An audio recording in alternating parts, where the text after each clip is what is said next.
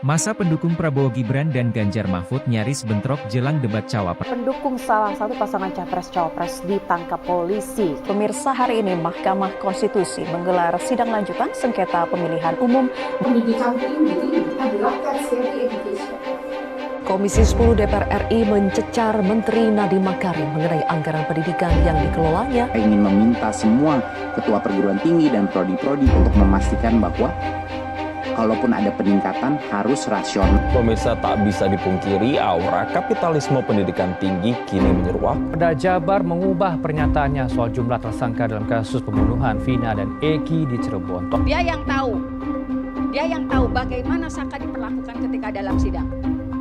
Sekarang gini, dengar dulu. Saya mau ngomong dulu. Atau saya yang keluar. Ratusan Aliansi Umat Islam Sumedang menggeruduk kantor Dewan Pimpinan Rakyat Daerah Kabupaten Sumedang. Rombongan RWS Raden Iwa Kusweri mengatakan, maksud dan tujuan dari penelitian silsilah dari Kerajaan Sumedang Larang yang diharapkan mendapat support dari pemerintah. Sampurasun, Rampes, Rahayu. Selamat bertemu kembali dengan saya Kang Widi. Klinik Budaya inspiratif dalam pola pikir dan cara berpikir.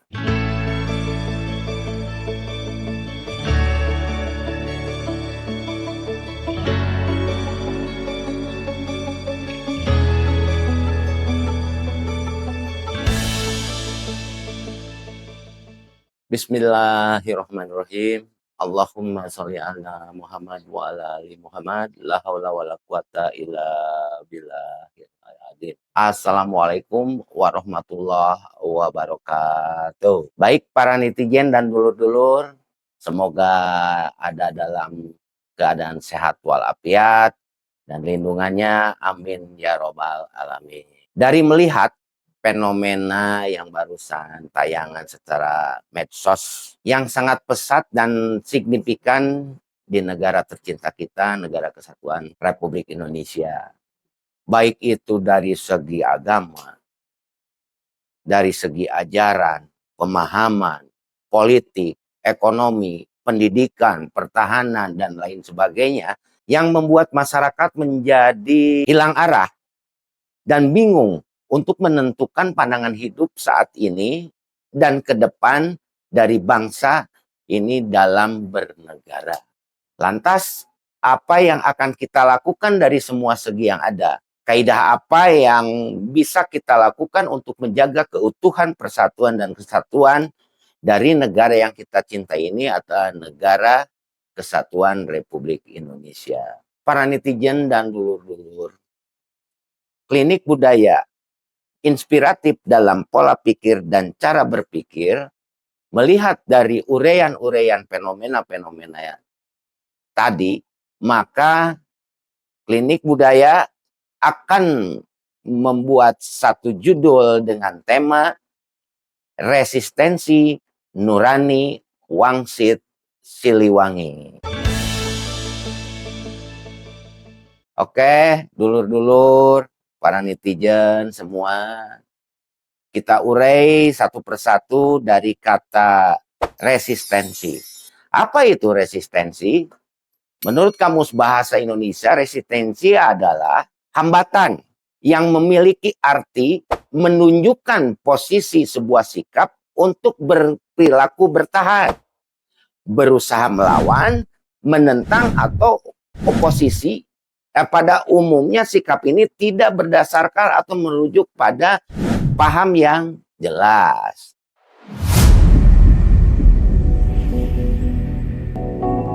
Resistensi dapat menunjuk pada resistensi antibiotik untuk kesehatan.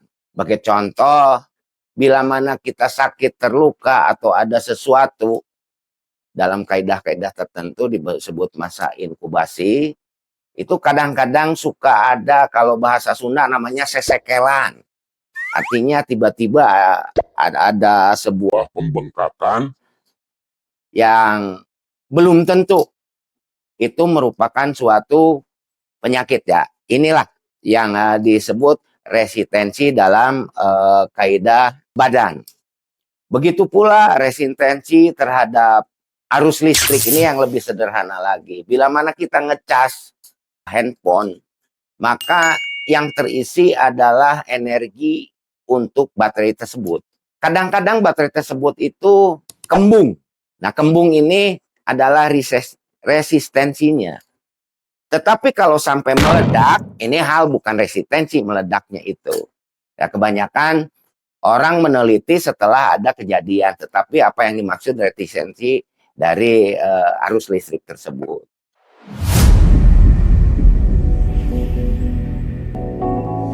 Para netizen dan dulur-dulur semua, klinik budaya inspiratif dalam pola pikir dan cara berpikir akan menyimpulkan secara edukasi dan hipotesa apa yang dimaknai dengan kata resistensi.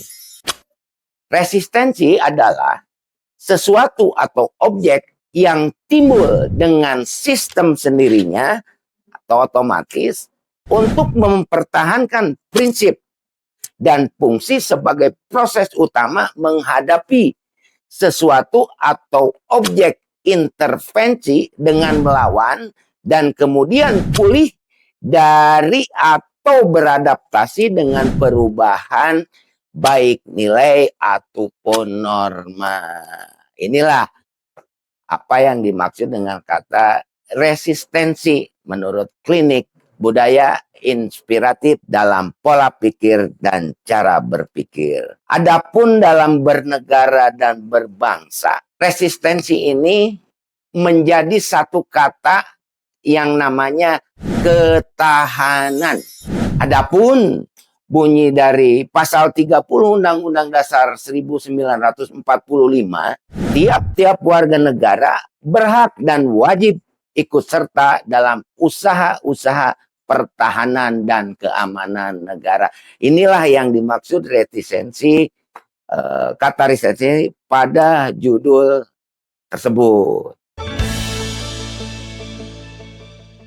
Baik para netizen dan dulur-dulur, berkenaan dengan judul apa yang akan kita bahas tentang kata nurani.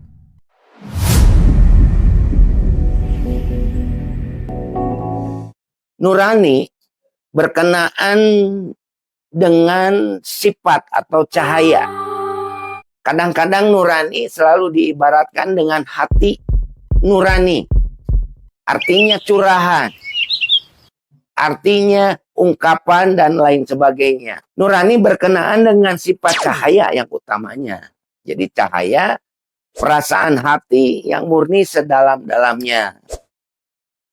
Nah, disinilah kadang-kadang nurani suka diimbuhi dengan kata hati. Kalau dengan kata hati deras, ada pembinaan hati nurani, ada fungsi hati nurani, dan lain sebagainya.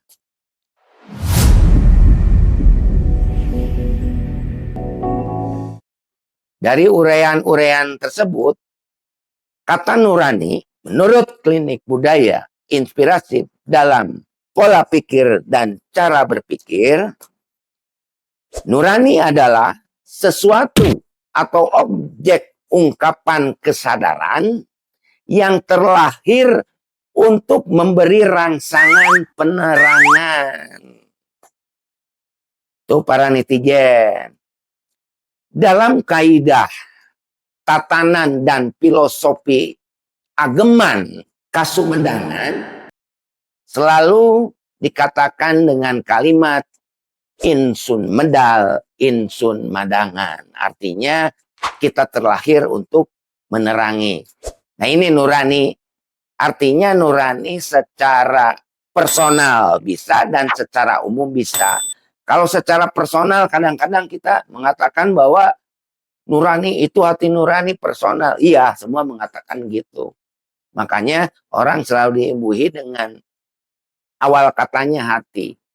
Tetapi kalau untuk umum, nah ini, untuk umum kaidah-kaidah tatanan dan filosofi ageman daripada Kasumendangan selalu dikatakan dengan kalimat insun medal, insun madangan. Baik para netizen dan dulur-dulur semua, bahwa di dalam suatu kaidah-kaidah tertentu secara ekskatologi ada suatu wangsit Siliwangi. Kenapa klinik budaya inspiratif dalam pola pikir dan cara berpikir memilih wangsit Siliwangi? Pertama, kita sebagai pribumi, saya sendiri sebagai orang Sunda, orang yang terlahir dan besar dan nenek moyang ini berasal dari Sunda.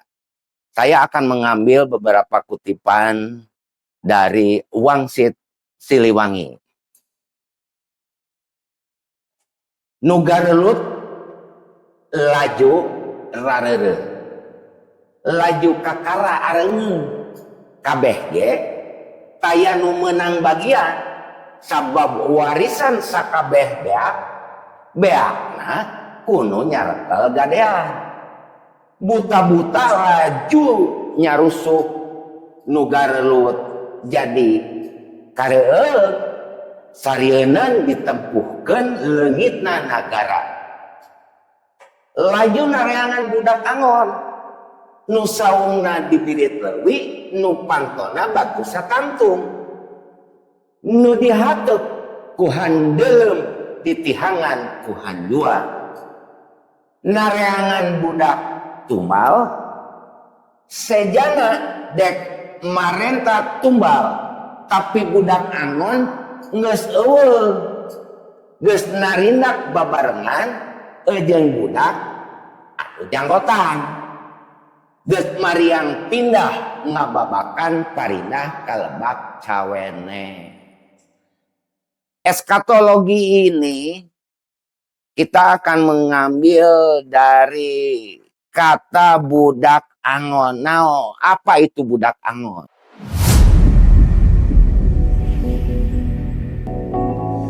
Budak angon dalam perspektif dengan fenomena-fenomena yang ada sekarang adalah suatu perbuatan terpuji. Budak adalah perbuatan terpuji, hamba budak itu. Angon dalam suatu atau objek yang terakhir dari karakter atau perilaku dalam mengatur suatu sistem angon itu.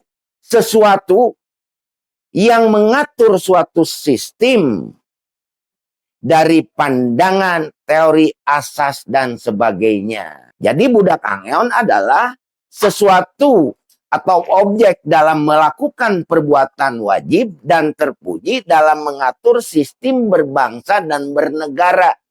Pengertiannya budak angon itu adalah pribumi.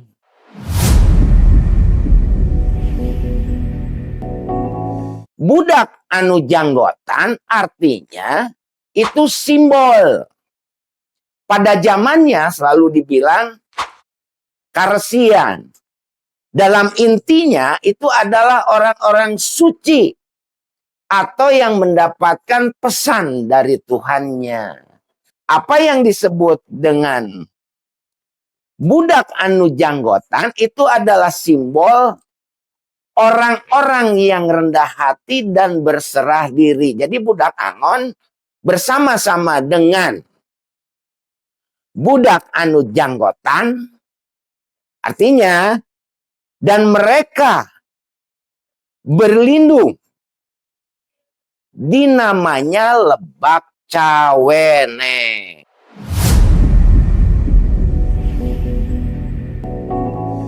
Apa itu Lebak Cawene?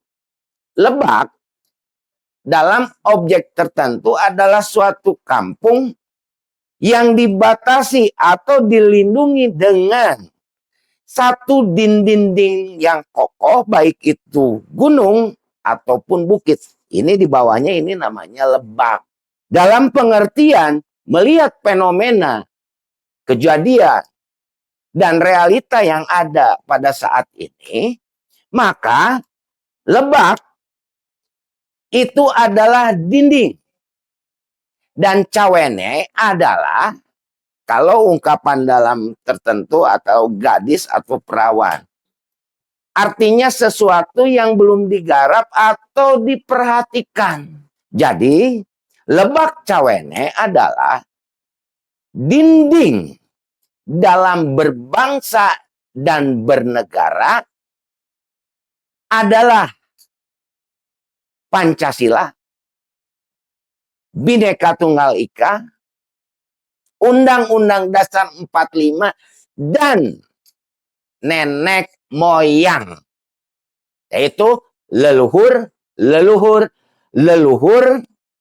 yang menaungi negara kesatuan Republik Indonesia yang kita cintai.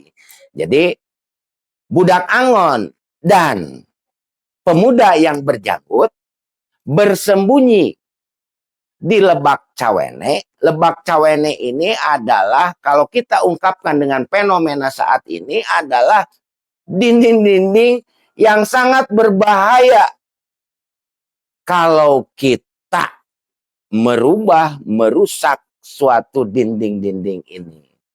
Makanya dalam ungkapan budak Angon jeung anu budak janggotan berlindung pada namanya Lebak Cawene. Lebak Cawene ini dikategorikan adalah sesuatu yang berbahaya bila mana kita tidak mempertahankan. Dan salah satunya yaitu Pancasila, Undang-Undang Dasar 45, Bhinneka Tunggal Ika, dan nenek moyang. Leluhur. Ini yang menjadi dinding-dinding negara kesatuan Republik Indonesia. Begitu para netizen dan dulur-dulur. Arti daripada Wangsit Siliwangi.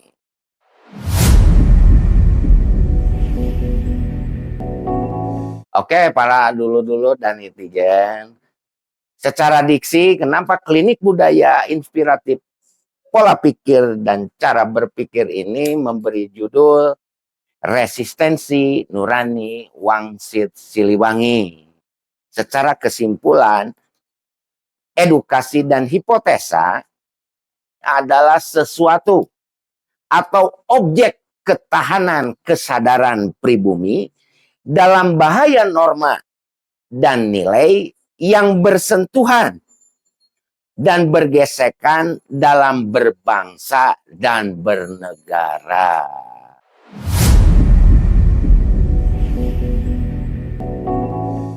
Satu contohnya, pertama, kita harus bisa menerima perubahan dan gagasan, kenyamanan yang ada, baik itu norma dan nilai. Kalau dalam bahasa Sunda mah harus berlatih, harus belajar. Jangan kurung batok. Yang kedua, dalam membuat suatu perkara harus jelas dan tepat. Dari kaidah norma dan nilai berbangsa bernegara. Ketiga, memerdekakan diri dari doktrin dan dogma, baik ajaran, pemahaman, dan ilmu dalam bertahan hidup dengan nilai-nilainya dan menjalani hidup dengan nilai-nilainya dalam peradaban. Begitu para netizen dan dulur-dulur, apa yang dimaksud dengan resistensi Nurani Wangsit Siliwangi. Adapun untuk anak-anakku sekalian dari Sabang sampai Merauke, khususnya kita sebagai pribumi-pribumi, bagaimana kita akan menentukan point of view. Nah, ini bagi generasi Z nih kadang-kadang. Poin Opionya ini pertama harus didasari dengan arah pandang. Kedua, cara pandang.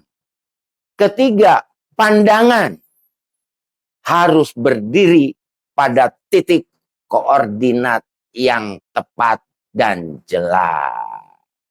Demikian para netizen dan dulur-dulur, atas uraian-uraian tersebut, mudah-mudahan bermanfaat untuk kita semua. Bil taufiq wal hidayah. Wassalamualaikum warahmatullahi wabarakatuh. Sampurasun, rampes rahayu. Jangan lupa like, comment, share, and loncengnya. Terima kasih.